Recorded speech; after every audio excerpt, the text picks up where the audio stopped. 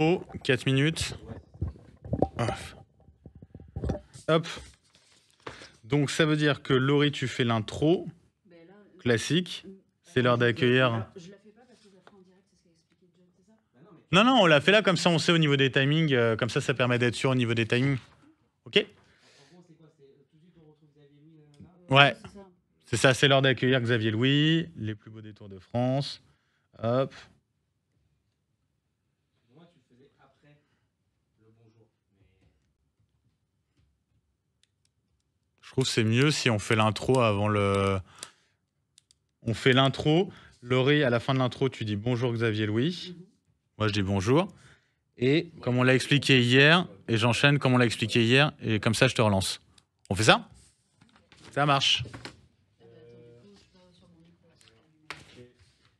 Ah là, c'est bon. Ouais. Ok.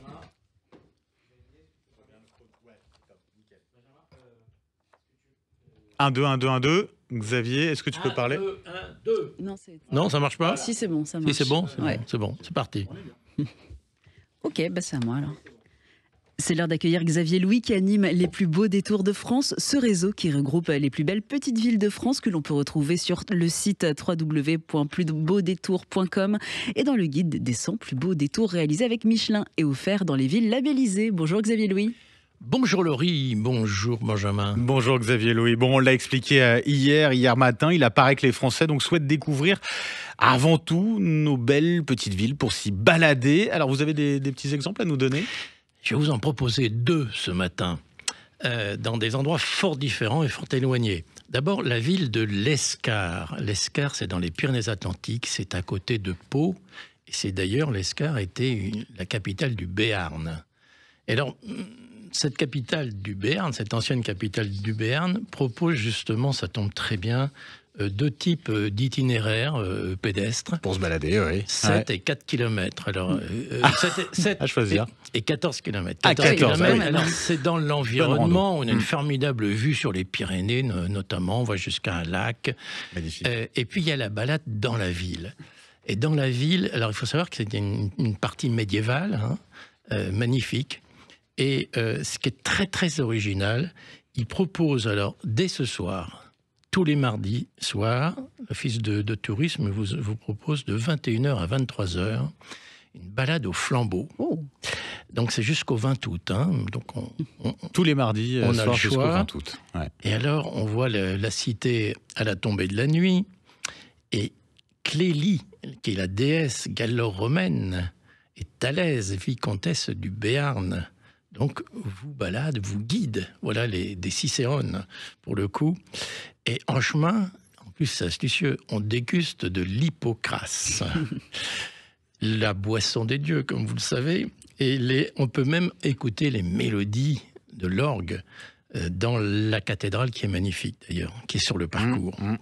Et ce que je vous conseille aussi, si vous êtes à l'Escar, alors dans la journée, je pense qu'à 21h c'est fermé, c'est d'aller déguster dans la pâtisserie qui est pas loin de la cathédrale, le pommier, une sorte de millefeuille aux pommes qui est magnifique. Bah oui, parce que sur les balades, on a besoin aussi de se restaurer. Tout à fait. Et à chaque fois, on a des bonnes idées. Vous avez des bonnes idées, Xavier Louis. Pour nos auditeurs qui sont plus au nord, du côté de la région parisienne, il y a une autre destination sympa pour se balader, c'est Moret-sur-Loing. Alors, Moret-sur-Loing, effectivement, c'est proche de Paris, c'est tout proche de Fontainebleau, donc c'est en Seine-et-Marne. Alors, Moret-sur-Loing, c'est magnifique, c'est aussi, comme dans nos plus beaux détours, bien sûr, ville médiévale, un très très joli pont d'ailleurs.